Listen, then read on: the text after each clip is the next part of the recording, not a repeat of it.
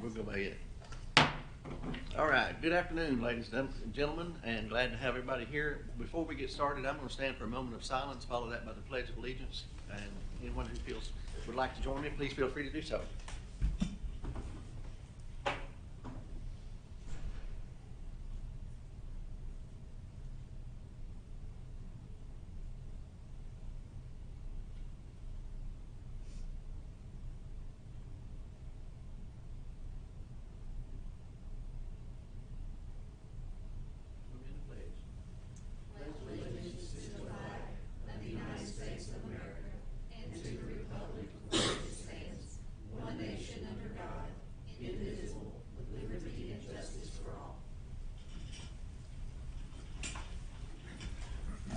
All right, Mr. Paul, nice to have you here. Want to thank you for coming and glad you're here. Explain the process to you a little bit. Each board member will get 2 questions. If there's one that's absent, I will ask the question for them. We expect it to go anywhere from 60 to 90 minutes. We ask you to answer the questions as thoroughly and concisely as possible.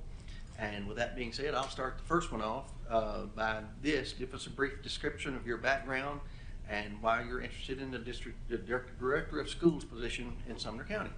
Okay. Sorry, I wasn't ready for the microphone. I apologize. First off, thank you everybody for the opportunity to sit here with everyone today. It's such a pleasure to see everyone. I've traveled a little ways from Oklahoma City, and I'm just honored to be able to sit in front of all of you. So thank you again for this opportunity. I'm very grateful. I'm originally from Arizona, lived there for pretty much all of my life, 48 years. My wife and I, we met at Arizona State University. I was in corporate America for a number of years, graduating from Arizona State, kind of progressed into humbly a various number of careers there, and then moved into the education career.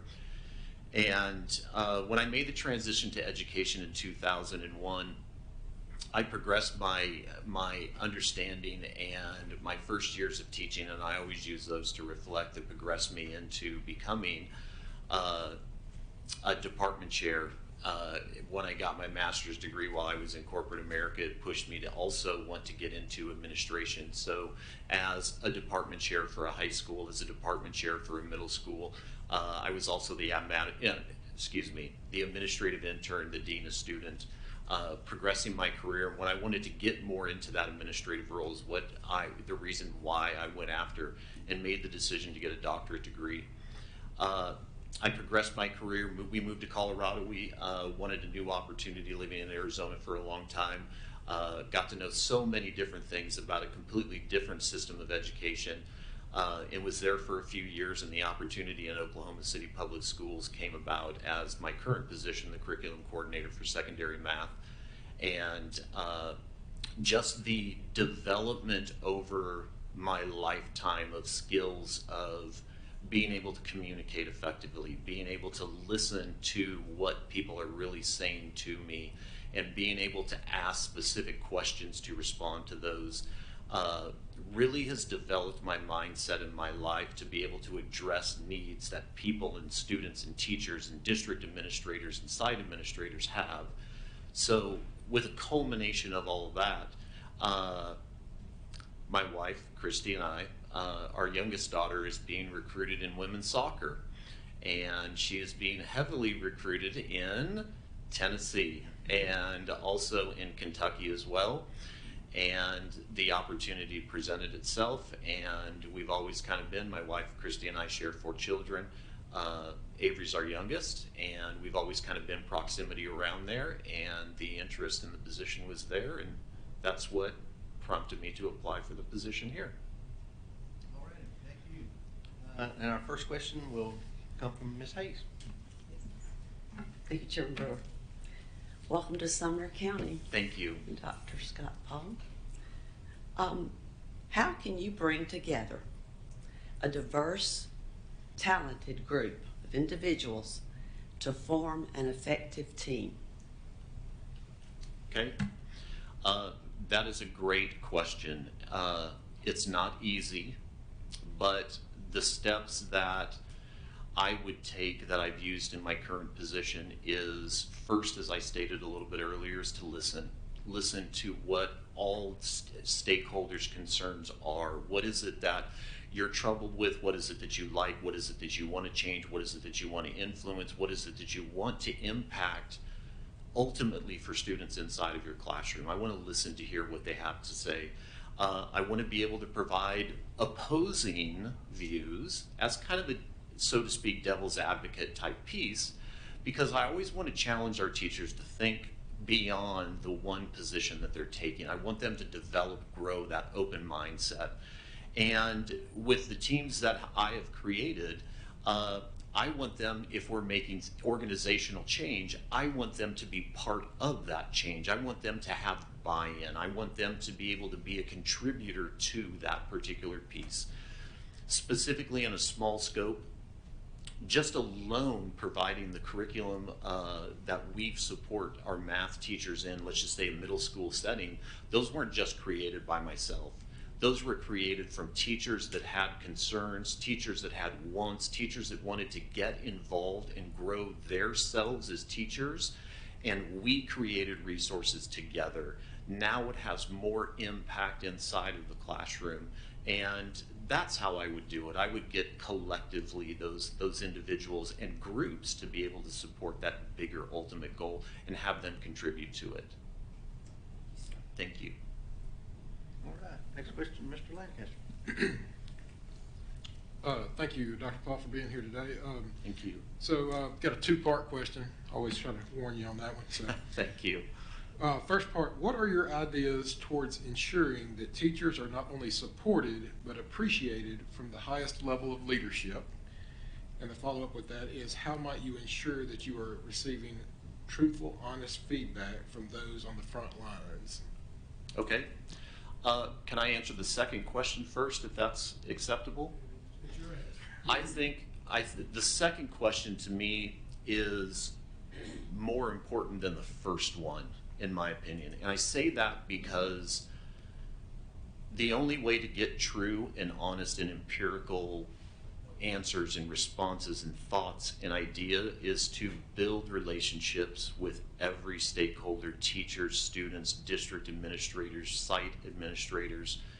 And it's not just a surface relationship. You have to get to know your teachers. You have to listen to them and engage in uncomfortable conversations, but know that we're working together for the same piece. And so I have tried to create an environment, that is very safe for people to come in and express their concerns, even if they don't feel comfortable expressing those to district leaders or site leaders, and we can have engaging conversations to be able to support that. That's the only way we're going to be able to make progress. That's the only way we're going to be able to find all of the things that we need to tackle to make sure that students are engaged in learning inside of the classroom. So if we have those relationships that are trusted, that are loyal, that are safe, now what we do is we start building on the recognitions that teachers have inside of the classroom. We recognize and know that the conversations they're having for us and the changes that we're implementing, we're recognizing them for those changes. It may not be something that's significant, but it's something that needs to be celebrated. We celebrated schools that have small amounts of percentage growth, but it's still, we're growing. We're going in the right direction. We're doing something positive. What can we do better than next time, and continue that dialogue with us to continue to grow? If we see success, we can't be satisfied right at that level, and that's where that starts to build. So anytime that we can recognize teachers inside of our school district, they absolutely deserve to be recognized and supported in the classroom. How do I support teachers? By finding out what resources they need available to be able to teach for the curriculum that they're teaching inside of their class. If it's something that we don't have as a district, what can we do to be able to supplement for it, or what can we do to be able to offer that part to them? That is how we can be able to support those teachers and recognize them. All right, next question is from Mr. Gregory. He could not be here today. The question is, what have you done to help the public understand the needs of your school system?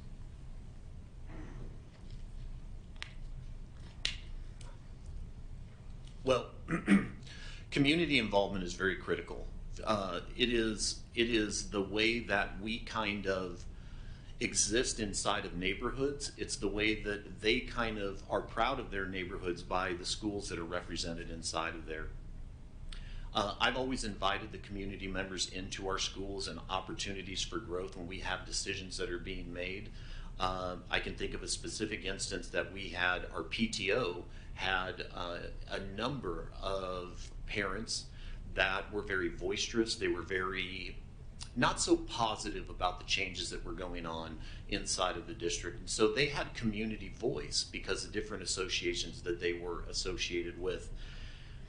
We invited them to be part of the implementation of PBIS inside of our middle school. So instead of ignoring those individuals and listening to what they had to say, I wanted to invite them in. I wanted to make sure that their voices were heard. I wanted them to know that we care about their concerns and that we want to address them the way that it's going to most positively impact students inside of the classroom. Once we were able to get through the process, and it was a year just to get all the groundwork together for the implementation of PBIS.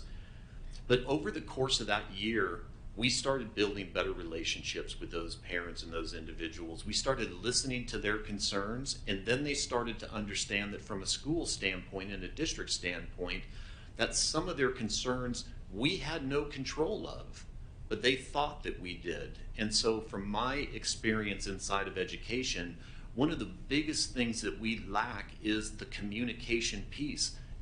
I have no data to prove this, I apologize, but I'm going to say about 80 to 90% of the situations that have arose in my experience is because of a lack of communication and a lack of understanding. That means we're not having the dialogue that we need to have with our community members. And that's where I invite them in. Instead of ignoring, I open the door. I want to hear what they have to say and welcome them and include them into that decision-making process. Ms. Andrews. Good afternoon. Good afternoon. Welcome. It's good Thank to have you. you. Think of a problem brought to you recently. What was the problem and how did you handle it?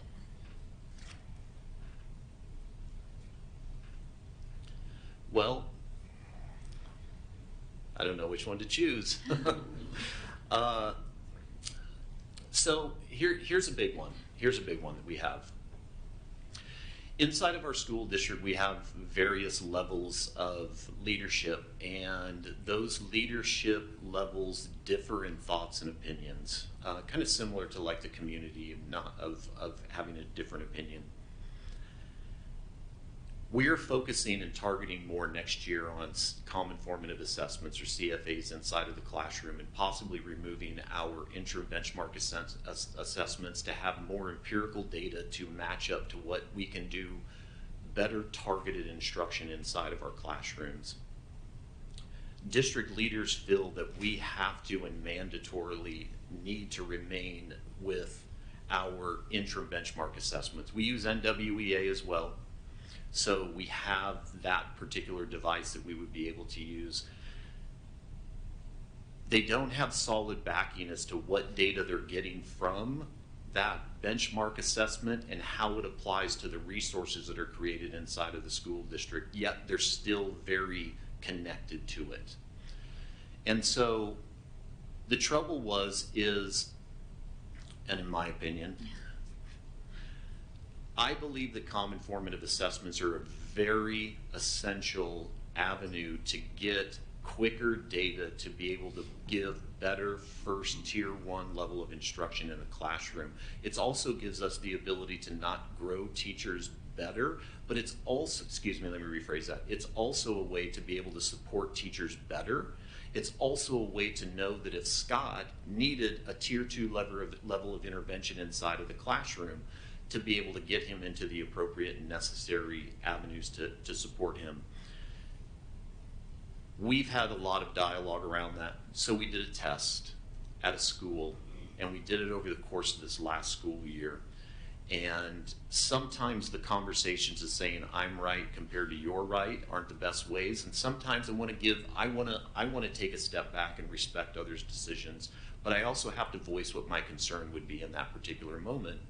We're discovering in that next level leadership is discovering that we're getting better data out of our common formative assessments than we are our interim assessments, and our teachers are relying on common formative assessments more than they're relying on the interim benchmarks. We've had a number of schools, once we opened the lens to show them that there aren't teachers that support the benchmark assessments, and if they're not supporting it, the data we're collecting is bad data, and it gives us bad information to, unfortunately, make bad decisions. And that's where the common formative assessments would give us a better empirical piece for to be able to support. We can have a shorter length, a shorter period of time that we give a pre-post test, however it is that the school chose to do it. It's been tense. I don't try to explain it in a tense way or anything, but it's a great growing process, not just to say that I was right in the situation, but allowed me to grow as a leader to say, how could I have effectively communicated my belief in CFAs with data that proved that they were more in line with what we wanted to do in the district, so that the next time if the situation was to occur, I can use that to be able to kind of grow from as a leader, to be able to kind of maybe not have to go through a year of trial. Thank you. Thank you. Mr. Daniels? Thank you for being here, Dr. Paul. Thank you so much. I appreciate it. My question for you is, tell us about an important decision that you've made in your last or current position, and how did you involve the people who would be affected by that decision? I have a great example, a family one, but it's not education. I'll use it. So when I was working in Colorado, the position that it came available opened the doors, and I interviewed for the position and then recommended for another position based on my interview with them.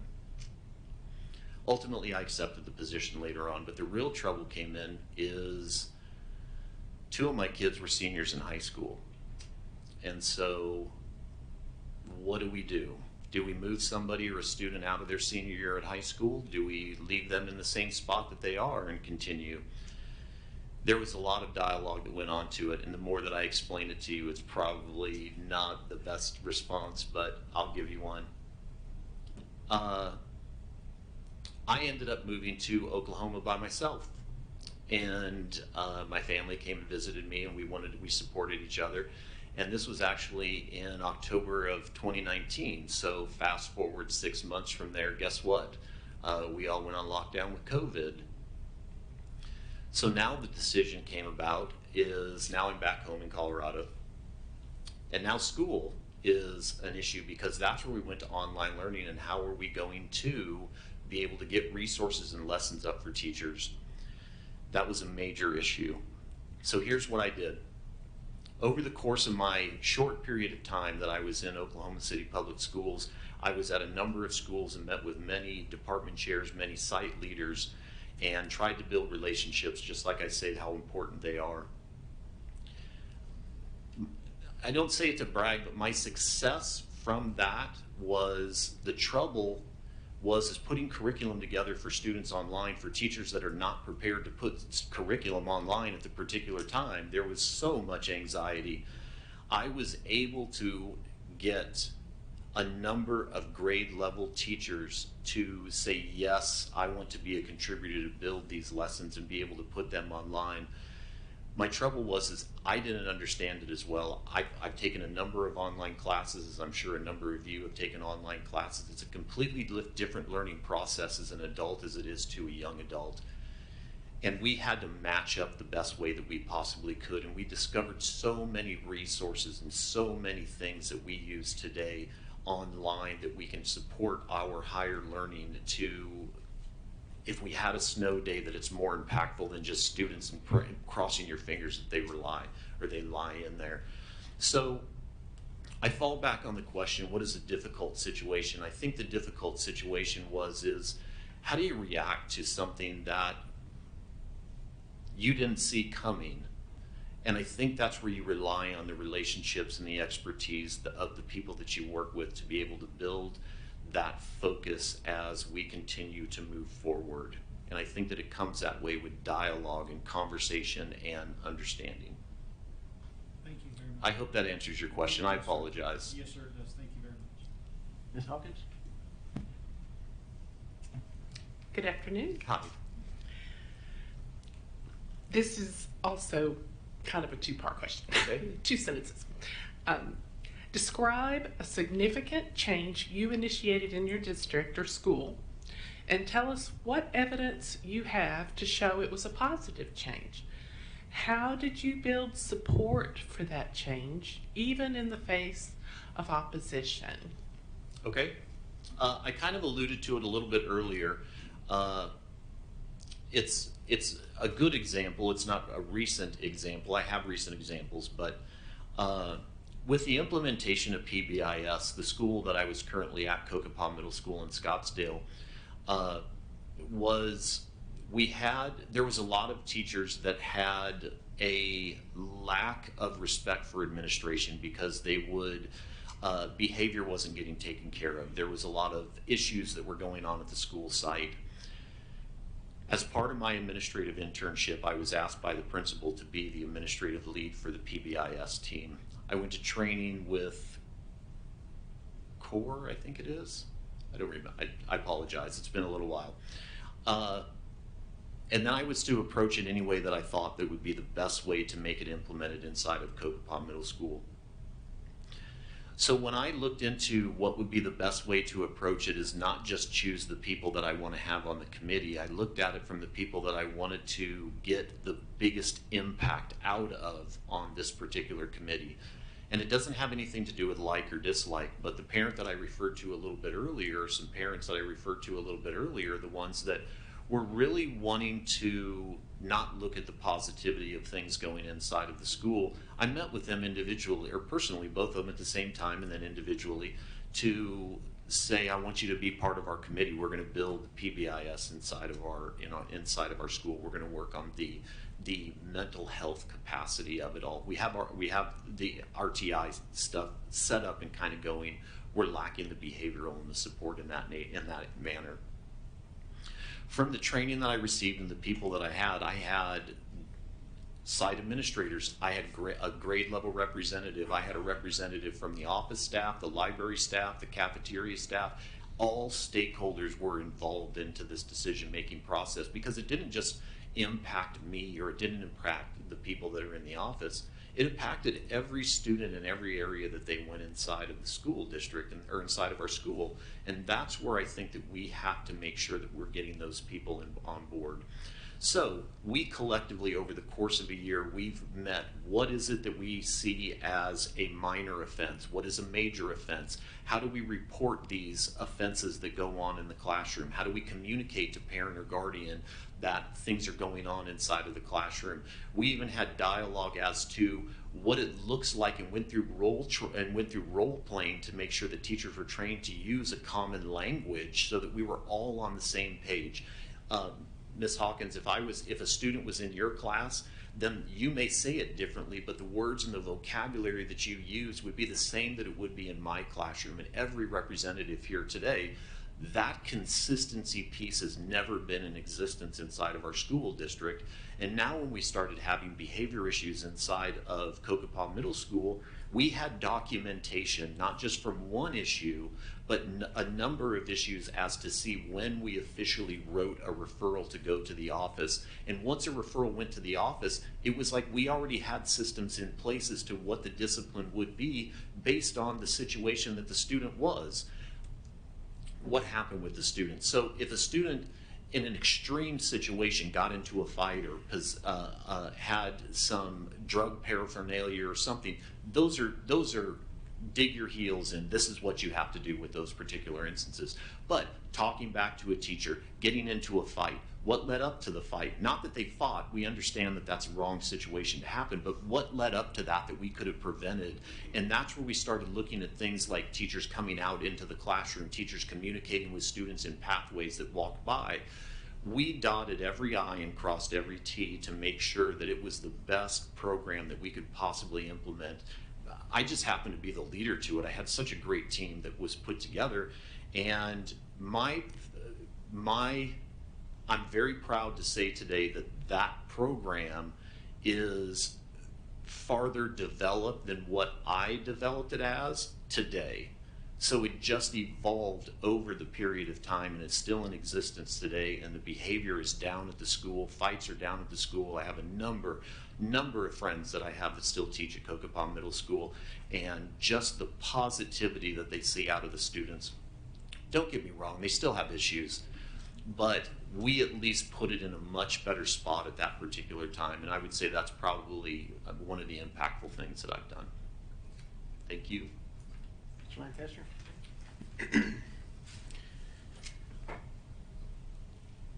As you know, the nationwide teacher shortage is a huge problem that we're facing right now.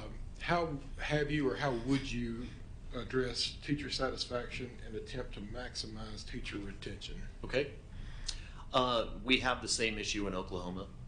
It's going around. One of the things that, as the coordinator for math, I kind of advocate. I have put out and met with all of the education universities in the state of Oklahoma to be able to have dialogue and let them know that if they have teachers or students that are looking for their internships or looking for their student teaching opportunities, I want you to know that Oklahoma City Public School is available to you, and our doors are open so that we can support you in your higher education needs for those particular students, not just mathematics, but any teachers.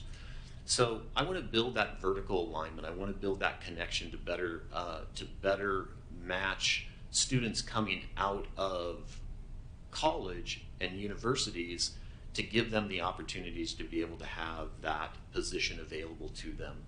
That's first step. The second step is once they get in, they have to know, we have to train them with the things that we have, the resources we have available, the instructional framework that we've put together. And we want them to be the most comfortable that they can. And the first year of anybody's teaching career is probably the most difficult because you get overloaded with a lot of information. And that information comes from what you should be teaching, how you should be teaching it. And depending upon the grade level, if you're in elementary, you're teaching every subject. And if you're in a middle school, then you are teaching probably one subject or different grade levels, and then it changes in high school. So those different supports look different. And that's where, as I meet with department chairs, we have instructional practices that we have rolled out this year in Oklahoma City Public Schools that we train our department chairs that if I personally can't be there to assist them, we give them opportunities to be able to work with their teachers using CFAs in the professional learning community environment, being able to give them those pieces where they understand from new or experienced teachers and develop those skills of what is it that we're looking for from student data and how can we grow.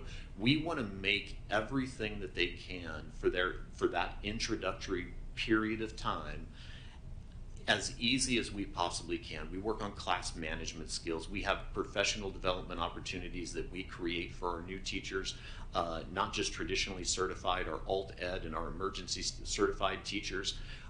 We put situations involved so that they would be able to role play, and then we can have dialogue and feedback to be able to support them in different scenarios that they may not have seen yet, but they can use to better prepare them. We have monthly check-ins with all of our new teachers inside of the district. We also train instructional coaches at each one of our sites how we're guiding them and how we're leading them going into new teachers' classrooms. And we also involved not just our administrators, but we also involve our experienced teachers of how we can support our new and novice teachers. I actually was emergency certified a long time ago, and there's a big negative connotation on that. And I say that very proudly because when I talk with a lot of individuals, they're like, well, they're alternatively certified, they're emergency certified, they're not traditionally certified. Well, you know what? It doesn't matter what the certification label is of an individual. An individual is going to want to learn and be the best part, the teacher that they could be inside of the classroom. And we train to that. We have summer institutes that be able to support that learning. We have opportunities for them to be able to get up and start to develop their leadership involvement in their very first year to do presentations about a lesson that they created and did inside of the classroom. So there's a various number of things that we're able to do to support them. I also check in with those teachers. I have a list in a Google form that I have that has all the list of every one of my new teachers in middle schools and high schools. And I am, knock on wood, I have been able to, but been able to meet with them probably once or twice a month just to check in to make sure that they know how everything's doing, and not just say, hey, how are you doing? I'm able to spend 2 or 3 class periods with them so that I can actually get to know them and get to see where they're at and be able to provide some good feedback that they could use to be able to move forward and feel more comfortable in the classroom. All right, next question is from Mr. King. He could not be here today, so I'll read it for him. Our district is fiscally dependent upon the county commission. How would you propose gaining their support of the school budget? Well, I will address to everybody that budgeting is probably not my strongest suit, and I just want to say that right out of the gate. But the way that I would be able to do that is to engage in dialogue with those individuals, find out what their concerns are, find out what it is that's not giving their support to a budget that we were looking to pass. Maybe there's something that they see that we're not looking at. Maybe there's something that we could learn as a district from their perspective that we have not thought of at the current time.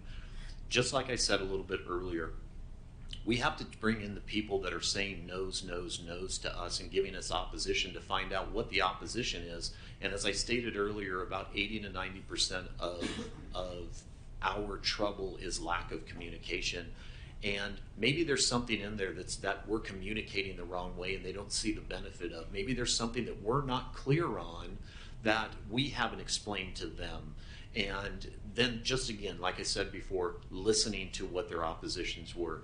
Once we're able to listen to their oppositions, we can give them solid understanding as to why we're addressing those particular issues. And it probably makes the proposal even that much more effective to them and being able to get their support.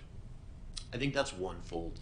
Two-fold is, it's not just about them to us, it's about us to them. What is it that we could do as a school district to support you? What is it that we as a school district that can help you in what it is that you handle and work on? I know that a number of times at the high schools that I've worked at in the Oklahoma City public schools that we do right now, we've done a number of volunteer opportunities to be able to help organizations. Just before I left to come here, we had the blood drive for Oklahoma City homeless. We have handed out food to the homeless during COVID at particular churches across the city.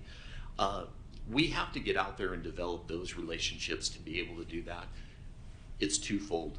We have to be able to build a relationship with them, and we have to trust them, and they have to build a relationship with us, and we have to have them trust us. And once we can earn that, I think that we're able to overcome a lot of those speed bumps that we encounter.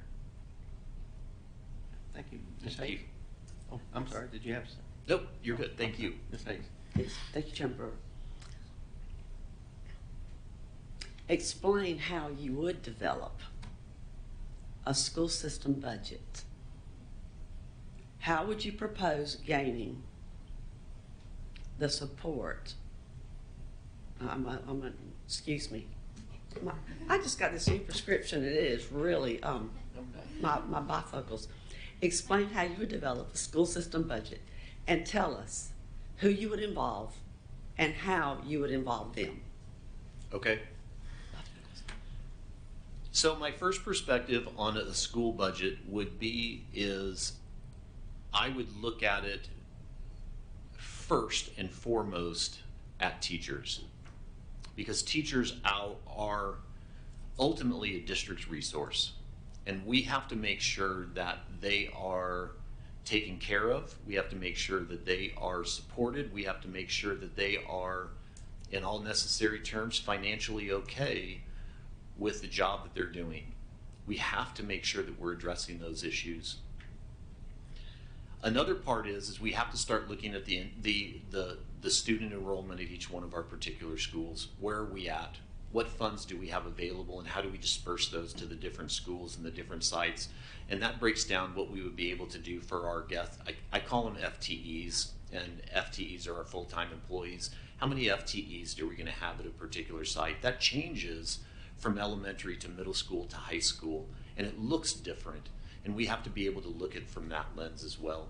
I would bring in, as I said, this is my deficient area, but I would bring in our financial. I would bring in the director of finance. I would bring in them. They're there for a reason. They're there because they understand the budgets. They understand where the monies are coming from. They understand how the monies have been dispersed. That way, we can target it towards the things that we need. We obviously have to pay the bills to keep the lights on. We have to keep the water running, and we have to be able to provide food for the students inside of our classroom. Those are big things that we have to make sure that are provided in the classroom. Once we have the basic things that are foundational, then we start supporting teachers and how we're able to support them in our classrooms, instructional coach-wise, mentor teachers, paraprofessionals, site administrators. In my experience, every high school has had a principal and four assistant principals, one that matched up for grade level. Financially, we couldn't afford, the school didn't have the budget, so we tried it with 2. And we found out that the relationships inside of those areas grew better than what they did when we had 2 more people to work with those individuals. So I want to look at little things to be able to kind of create that budget. I want to look at the costs that we have district-wise. What are the funds that we're being able to spend at our district level? But to me, the most important part is what's going on inside of the classroom. What is it that we're spending for students? What is it that we're giving students access to? Is it a resource that we should be spending? And if we spend money, how accessible are teachers utilizing the resources that we provide to them, that we pay significant money? I have an example. I won't tell you the dollar amount, but many of our schools use IXL. And IXL is a great support because it works with NWEA, it works with all kinds of different platforms, and it's easy to get students on. And I'm not judgmental here one way, so committee, please don't think this. It's a lot of money. For the number of schools that use it, our percentages don't even reflect the value that we're getting out of it because students aren't interested in it, because IXL is a system that gives you another problem or another situation. If it's a math situation, if I didn't get a math problem right, they're going to give me another math problem just like that with very little feedback to be able to use. So are we spending money in the right areas that we're spending money? And that's another big thing, because sometimes when budgets get cut, it's not about just cutting, it's about being resourceful of the resources that we have and if they're really using and supporting student growth in the class. Thank you. Next one's from Mr. King. Also, give us an example of when you've changed your mind and taken a different course of action as a result of listening to others. Well, my first reaction when I was younger was probably 100% the wrong reaction. And over the course of my career, I've really developed a growth mindset. And instead of being that I'm right and you're wrong, I have really embraced the growth mindset that tells me that it's not an opposing view, it's a different view that I can learn from and I can grow as a leader. So when we first started implementing an instructional framework recently inside of our Oklahoma City Public Schools, we're following the Hattie model that does the I do, you do, we do classroom environment. The biggest part of the focus was, and in my opinion, is many teachers follow I do it first, we do it together, and then you do it differently. Everybody was okay with that, but the data results that we're getting was not a result of teachers being effective or changing what they're doing inside of the classroom. So I didn't agree with the framework. I absolutely 100% agree with the framework, because listening to what their why was as why it should be implemented to give a framework for teachers to get to Tier 1 level of instruction, I added a piece extra to it where we both came together with opposing views. And I did a lesson presentation to all of our administrative staff as well as our site administrators and principals that did a I do, you do, we do model that was more heavy with you do, we do, and very little I do. And the reason that it's so opposing that we had discussions is because I expanded my thought process and I wanted others to expand theirs as well. We all expect a result of student achievement and teacher growth, yet we don't change anything inside of our classroom and inside of our instructional practice and inside of our leadership direction. The only way to change something is to do something different. Do something that is still in the best interest of students that will get them out of their chair and engage. I'm sorry, I'm getting on my soapbox committee. I apologize. I said I wasn't going to do that, but I did. I did a lesson on the Pythagorean theorem. And I had it set up, and I apologize, I had it set up all around the room here. I had an anchor chart in the middle and 2 working stations on the left side and the right side of each anchor chart. Gave them probably 5 minutes of what the anchor chart supported, and then I separated them into groups. There was 12 groups. Each group probably had about 10 to 12 people in it, a little larger than a normal classroom. When they went out there and started working on the activity and we went through the processes, etc., when we came back, we had our debrief. The debrief showed 2 things. I was wrong and they were wrong. I was wrong in the aspect to think that this was not a good practice. They were wrong to think that this is exactly what we need to follow. And we gained a much deeper respect for one another because they were actually able to experience it. So that they had something that if they walked into a classroom, they would be able to kind of explain that particular model to them. We're still going through the trials of having teachers and district leaders and site leaders think differently, but we have to keep working together to be able to go through that path. So I would say that's one of the difficult situations that I've handled lately. Next one is from Mr. Lacey, who couldn't be here. Can you provide an example of what you have done to build/maintain high morale among staff? Yes.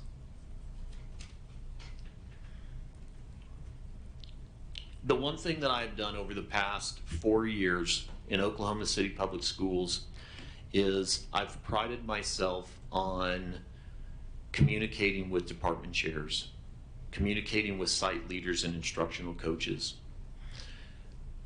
We have department chair meetings that various coordinators can set up, whether it's face-to-face, whether it's Zoom, whether they do it an online learning environment. I chose to do a mix, 3 in person and 3 Zoom meetings to follow up from the Zoom meetings that we had. It did not happen in a year, I'll be transparent about that. It's the continuation of having that dialogue and that continued relationship building with each one of those department chairs, instructional leaders, site leaders, district leaders, that as we approach the 23-24 school year, our teachers are more involved into the creating of resources that they have across the school district. So currently in one of my school districts, and I'll say schools, Southeast Middle School is on the south side, obviously. And then there's a John Marshall High School or Middle School that's on the north side. Those 2 schools are in line with one another. They're talking the same language. They're communicating more effectively without me involved. They're matching up department chairs, principals, all hands that are involved with first instruction. They're communicating more effectively between schools. They're partnering together. I kind of feel left out because they're communicating so effectively if something comes about that sometimes I'm out of the loop, that when we finally get to talk, I'm like, I wasn't aware of that situation going on. But as I take a step back, I'm very proud of the relationship and the connection and the comfort that I was able to build for them to be able to have that ability to be able to reach out, because we're all a little humbled when we have to ask for help.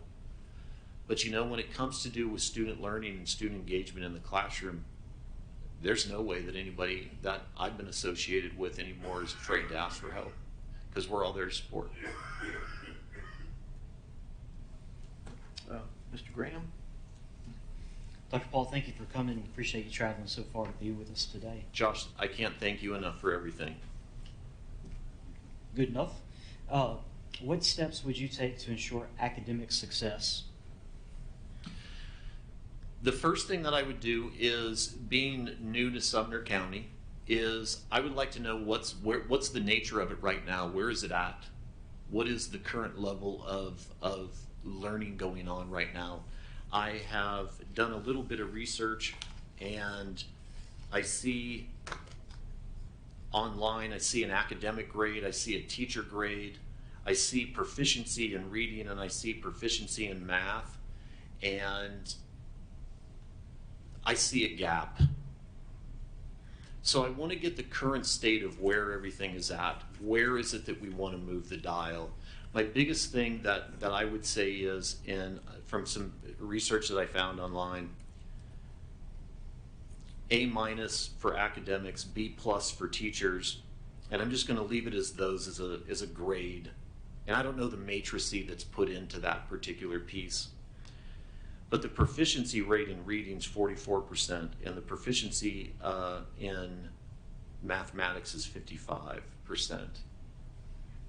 And if I'm getting B-level teachers and A- academics, there's a gap, is what I'm referring to. I want to know what that gap is, what it looks like.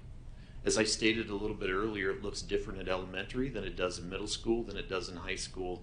That's where I want to be able to build my relationship with those site leaders, to be able to see what are their unique needs that are going on inside of your school district, schools, to be able to match up systems that we can put into place to make it more effective. And if something's working at one school, could it work at another school?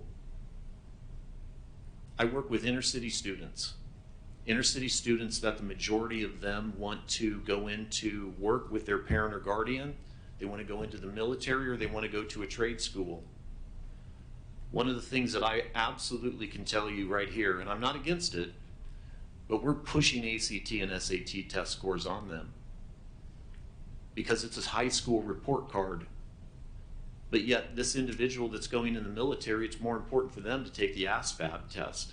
How can we create pathways for students to be more successful in our schools? Once I'm able to get the groundwork and kind of see where things are, then I will meet with instructional leaders. I want to find out, what can we do to make change inside of our school district? What's one change that I would make? One change that I would make is I would want to train our teachers to understand what Tier 1 level of instruction is, what it looks like, how we can get there, what we can do to support them to get to that level. It does not make a difference to me if it's a 0-year teacher or it's a 25-year teacher. We all have to have the ability to grow, because in a traditional industry, our students have evolved. Unfortunately, many of us have not. And I want to be able to give teachers the opportunity to be able to grow so that they can develop skills that, yes, you're having success, but if you can show better success, what would that look like? And that's where we would provide professional learning, professional development, opportunities for teachers to be able to collaborate in PLCs to make them more focused, creating CFAs to make sure that we can target student understanding and learning in the classroom, not just about student learning and engagement, but about instructional practice, about training on what did I do in my class, Scott, compared to what Josh did? Because Josh, you had better results than I did. We're going to share instructional practice. That's where we have to have in lower barriers of growth opportunities. Because I know that working with many experienced teachers, they're very resistant to change. And it's okay, I get it. I'm kind of scared of technology. But you know what? It's kind of cool to kind of have a student show you in a class when you come in there that I didn't know that you can do Google Notes and be able to share it with a bunch of other people, humbly as it is. At one time, not lately. I mean, I know how to do that now. So, but that's what I would do. That's what I would do. I apologize. I apologize for the wordy response. I get a little, we call it my passion voice. So I apologize. All right, thank you. Mr. Thank you. Daniels? Thank you. Could you describe your experience in developing, implementing, or evaluating an instructional program that has improved the educational achievement of students? Okay. Yes. So before you can go in and evaluate somebody, we have to have and explain the evaluation process to them. We have to evaluate the system in which we're evaluating them on. We use Marzano inside of Oklahoma City Public Schools, so we want them to understand what it looks like. We also go into and taking the time to be able to explain what it looks like to being a developing teacher to a proficient teacher or that highly effective teacher. This is the difference between the two. We create that environment so that they know what it looks like. Once we're able to do that and they have a better understanding, then we start providing feedback to them, specific targeted feedback. If I came into your class, Mr. Daniels, and I had a few items that I would like to discuss with you, I'm going to look at only a couple of items. I do not want to overwhelm you because that can change the scope of the way that you started to teach. We want to develop at the time to be able to move forward. I would give you two pieces in how it looks, what it looks like. And then we would have dialogue as saying, so this puts you at this particular level, let's say proficient. What would be the difference between your instruction now to taking you to that next particular level? We would have specific feedback as to how they could be able to improve to that next level. How can you use, maybe with student data, how are you using student data that you're collecting, whether it's an assessment or a bell work, or it's a summative assessment or a formative assessment, or even a ticket out the door? How are you using those instructions to drive your future instruction? We're looking at every tool to develop those skills and looking at you to take it a different way. We're doing the same thing with instructional coaches, site administrators, and site leaders, because if I'm not there as a district administrator, somebody needs to be there to support you and be able to have a question and answer it. That's where we always liked having grade level teachers evaluated by the same teacher so that we can engage in that dialogue. Not to say that Mr. Daniel, that you're doing better than I am. What can you do to help me? We need that conversation that occurs between teachers, because that's how we develop and get to know students and grow our instructional practice, not just student achievement and student engagement in the classroom. Thank you. You're welcome. Thank you. Mr. Wise? Finally to the end of the alphabet. I don't think that's what it was for. Hey, I faced it all my life, you know. You can expound on your answer to this question, by the way. I know I don't need to say that. You're probably going to anyway. Would you consider yourself more of a fixer or a sustainer? A fixer or a sustainer? Well,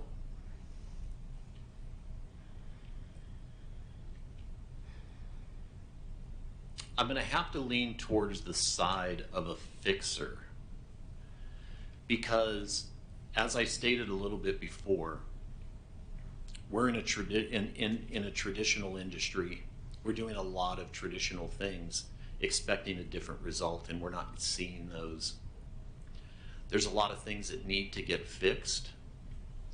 I've never really used the word fixed, so I'm kind of stuck on it there. I look at opportunities, fixes as opportunities of growth. I look at fixes as opportunities for us to be better.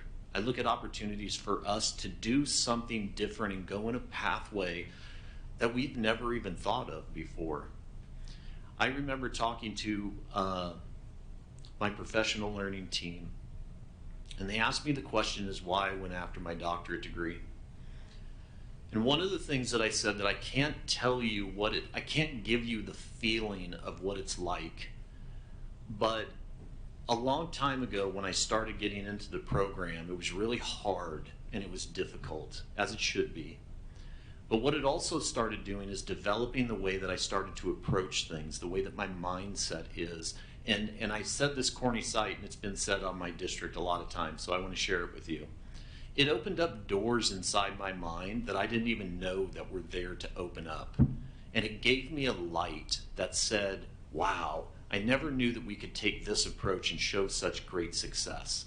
So I dub myself as a servant leader, because in all of my positions, I serve the teachers in the schools that I work for. And again, I'm fixed on the word fix. I try to create opportunities for growth to be able to give all of us the ability to be able to grow. And I think unless we're challenged and unless we're trying to see it from a different light, we may not have that opportunity presented to us. Thanks, sir. Thank you. Do you think it's appropriate for school employees to also serve as county commissioners?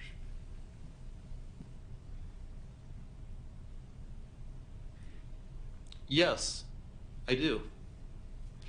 I do think that it could be, because I think that it gives that area an insight as to what really kind of occurs inside of school settings, and gives that opportunity for growth for others that are on that committee to be able to understand it from a teacher perspective. I'll give you an example. Some of the high-flying teachers parents that, I apologize, some of the teachers that were very vocal about their passion and things that we were doing wrong. After we had a situation in a school when I was actually teaching 7th grade math at the time, my counterpart went ill and we needed a substitute teacher. And one of the substitute teachers just happens to be a parent, and one of those parents that had a lot to say about what we did wrong at Kokopah Middle School, and she had very good math knowledge. I met with our principals. I came up with the idea, I think, that we should invite her to be the 7th grade math teacher.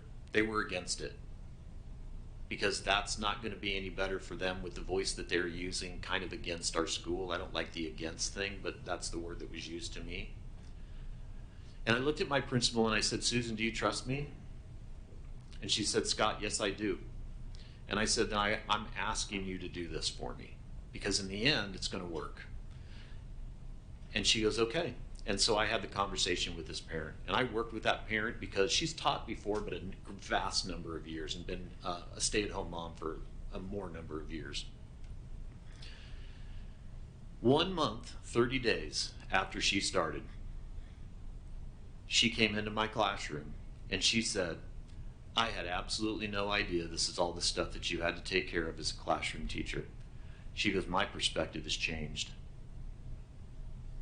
And I said, "I'm happy that your perspective has changed." And I go, "And I want you to know that the reason that you're here is because you're good at teaching and you're good at conveying information. The part that we actually get out of it is now you can inform other people as to why your thought process changed by having that really firsthand data." So going back to your original question, sir, yes, I do think they could be a very powerful voice on explaining the way that the teaching practices go and the situations that arise, obviously with professional discretion, inside of a school district, or inside of a school setting, or inside of a school district. Right. Ms. Andrews. Can you tell us, what does your strategic planning process look like to ensure decisions are delivered in a timely manner? Please specify what tools and resources you use, as well as who you involve in the process. Okay. So as we prepare, as I said, for next year, there's so many things that have to get in order so that we have those available. It's almost like the work that we will do other administrators are waiting for us to get that particular piece in order so that they can do something with it as well. I've always created teams. I've always created teams because teams build perspective. Teams build items that give us the best possible resources and instructional practices that we can put forth inside of inside of our classrooms and our schools. So the things that I put into place, obviously we set deadlines as to when we want things done. We have checks and balances that if an item, as let's say we create a scope and sequence for a grade band across for a school year, or an entire math department, or an entire ELA department, or an entire social studies department, those don't go official until we have review. And that review comes from classroom teachers that are going to be teaching it. They need to have input in these particular items. So our checks are, and what goes into place is we have our systems in place to set up so that we can monitor to make sure that we meet our time frames. We incorporate teachers and administrators to be able to have that buy-in, to make sure that they know that, one, their voice is heard and that they've had a contribution to the resources that they're going to be using during the year. And that strategic plan all of a sudden is developing. Before we start the strategic plan, we always kind of come up with, well, we don't kind of come up with. I demand, why are we creating these? And what is it that we want to get out of those? And we set kind of like a mission or a goal to be able to have this committee have a pathway to be able to follow that, because unfortunately any committee we can be on, it can go in any possible direction. But as long as we have some vision and why we're creating those, that is why we're going to be able to kind of keep it in that particular realm. Once those are in place, we have checks to make sure that, one, are they being implemented with fidelity? We want to make sure that they're implemented with fidelity, because if something's not working right, is it because they weren't implemented with fidelity, or what is it that we missed that we needed to change or revise? There's always a revision component to that, because we want to continue to make it better that we can as we continually go through the school year. Welcome. How would you work with your board to be effective, make good decisions, and be respected as a board by the community? Well, I've been to many board meetings, and I've seen a lot of positive things, and I've a lot of growth opportunities. I would build relationships with every one of you. And I would want to know not just necessarily your vision on education for the Sumner County schools. I want to know about you. I want to know what is one of my questions that I wrote down here today is, what are the needs that you feel the district must address? And all of you come from different districts, and all of you come with different viewpoints, and all of you come with different approaches. I want to know what those are. I know that I'm not going to be able to, or wouldn't be able to, please everybody, but there has to be something that we all know that's working towards a common goal. And that one common goal, no matter which district that you're in, those are those students inside of the classroom. I serve students in a classroom. You all serve students in a classroom. Our conversation is not to say I can do something for you, you can do something for me. It's how can we collectively work together as a team, as a group, with all of our eyes and perspectives to say what is it that we can do that's best for our students and teachers that are doing the hard work and putting in there. That's what I would do. Mr. Graham. Oh, I'm still feverishly writing. What do you consider to be the most significant outcome of planning that you've been involved with in a school or district? So it's actually going on right now, and I kind of gave a little bit of the example just a little while ago, and it's the implementation of the instructional framework that we put together in Oklahoma City Public Schools. I have a copy of it right here, and it really specifically breaks down what we want to incorporate to get to tier 1 level of instruction. Don't get me wrong, this is not tier 1 level of instruction. This is a framework to get to tier 1 level of instruction. What teachers put inside of it creates tier 1. What we provide for teachers will help get them to tier 1 level of instruction. And when we can get to tier 1 level of instruction, students are going to grow. Students are going to start to be able to develop.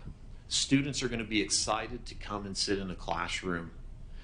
Students are going to be able to want to do something different. My example to you that I did as my Pythagorean theorem, I had a teacher do that inside of their classroom. And she invited me to come to that class. I really walked away with a tear in my eye. And this is no joke. She specifically said, and I heard students, "We have never done this before. Can we do that more, Mr. Graham?" And the teacher was shocked. She's like, "My students don't normally like coming to my class." So I want to be able to say that I don't have data to show that this is working because it's in the beginning stages of implementation. But man, I'm going to tell you, the small little portions that I have, I am very, very optimistic about what that potential is. And this just is not a mathematical thing. This is science, social studies. It's working in labs. It's not telling a student what to do in a lab. It's giving a student the opportunity to go off what you know and what you don't know. Peter Lilliador came up with the book, Thinking Classrooms. And he has a video out there that shows kids moving around this classroom. There were so many behavior issues, as it was explained, that now that the students are up moving around, they're communicating with one another, they're having dialogue about the academics in the classroom, their behavior issues lowered 80% in that classroom. Now, I'm not saying it's the answer, but were they bored? Was the teacher not engaging enough? Were maybe they in a class that was below them? I don't have an answer for that. But if we can develop a platform that's going to give students something different and exciting to work with, I'm all in. I am absolutely all in. And that's where we work and develop our teachers towards. All right, Mr. Wise. Can you provide an example in your current position that demonstrates your ability to build confidence in the schools? Yes. So, it's kind of a twofold answer, okay? Inside of Oklahoma City Public Schools, we have traditional schools and we have alternative ed schools. Prior to me coming to Oklahoma City Public Schools, our alt ed schools have never had resources available to them. They work on They work on quadmesters, which means they do a semester's work in a 9-week period of time, because the students that come to them have various reasons as to why they're in the alt ed school. They can't use the traditional resources that are provided to the entire school district. So I met with them because they weren't using, as I said a little bit earlier, they weren't using the interim benchmark assessments. They don't apply to us. So to be able to service all of the students inside of Oklahoma City Public Schools, I headhunted us to start creating resources for alt ed schools.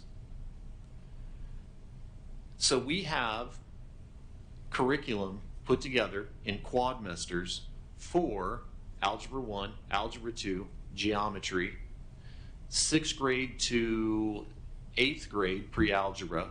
It's also done in social studies, science, and ELA, specifically for our quadmester type in alt ed schools. We've had dialogue with a lot of teachers, leaders at the school. But here's the one thing that I knew that it worked. And I apologize for being a little wordy, Mr. Wise. We have an alt ed school that the administrator refuses to use the traditional style. And I 100% respect that. The department chair doesn't believe that they should be using the traditional style approach because of students that are in and out, and the frequency of absences, etc. So I looked at this department chair and I said, you know, hey, if there's anything that I can do to support you, you please let me know. We'll go in with some data and some information to be able to kind of see how the administrator has a growth mindset, be able to kind of maybe see it from a different perspective. The way that I know that it was working is because as I was saying this conversation, an administrator from one of the alt-ed schools said, Scott, can I stop you? And I go, okay, not knowing what to expect. He said, if Scott's looking at you and telling you that he will help you and assist you and do whatever he needs to do to support you, I'm here to tell you he will. And he does it because look at everything that's available to us now. And before he came to the district, we were crying for these resources because we weren't able to service the students that we were supposed to be supporting them. We are in the development of creating specific common formative assessments just for quadmesters right now to be able to support them even further as we've done with our traditional school settings. I say that's a win. Thank you. All right, and our final question comes from Ms. Hawkins. Thank you again for being here. Thank you so much for having me. Is there something you would like to tell us that is not on your resume? Well, I'm sure that you can tell from some of my responses I can get a little going, so I apologize, but yes, I do. Eric Schnedger, I think that's his last name, created the book Disruptive Thinking in the Classroom. And it's not the last book I read, but it's the most recent one that I've completed. And it absolutely changed and developed my thought to see things from a different perspective. And there's so much frustration going on in many school districts that I've been involved in. And the true definition of insanity is doing the same thing over and over again, expecting a different result. And that's why I say education is a traditional industry. Now, I'm not here to change the world, but if I can change something that gets us moving in the right direction and puts us in a positive direction that we could start making an influence, then all of us here, all of us inside of Sumner County can start changing that inside of each one of our classrooms. Denzel Washington once said, if you want to achieve something in your life that you have, one, never achieved, or two, never had, then what are you willing to do differently than what you've done or have been doing in the past? I love that statement because I was reading through a whole bunch of resources and things that I have here. The one thing that I would say is it says, I know I want to continue to grow and learn and develop as a leader. I don't know everything. I want to learn. I want to learn, and I'm passionate about my learning, and I want all of us to learn from one another. I want all of us to be better connected to our schools so that we have a better pulse as to what we could do to fix that. I'm stuck on that word. There you go, Mr. Wise. I apologize. Not to fix it, I guess you would say, but for that growth opportunity, that ability to be able to change. I apologize afterwards because I do get a little bit wordy on some things, and that's just one of the things that I do, and many of my colleagues say it's my passion voice. 20 years ago, I made a career change in education. And I say this very humbly to all of you. Do you know why I changed to education? Because I got a week off for fall break, I got winter break off, I got spring break off, and I got summers off. I couldn't find a corporate America job that did that. You know what? That is not why I'm in education today. I've grown up, and I want to make a significant impact to students, to teachers, to school districts that is going to get recognized so that all of us and our teachers and our students can be recognized for the potential that we have not discovered yet. but together we can find it. Thank you all very much for the opportunity. Thank you for the opportunity to reschedule for Thursday and not Wednesday. I appreciate that. But just thank you. I'm humbled to be here, and if there's anything that I can do to support you, whether I move forward or I don't move forward, my cell phone number is on my resume. Please don't ever hesitate to reach out if there's a way that I would be able to support or assist you in any capacity. All right, thank you, Dr. Paul. We sure do appreciate you. Hope you have a safe trip back home. Thank you. And we will be in recess until 1:45. Okay.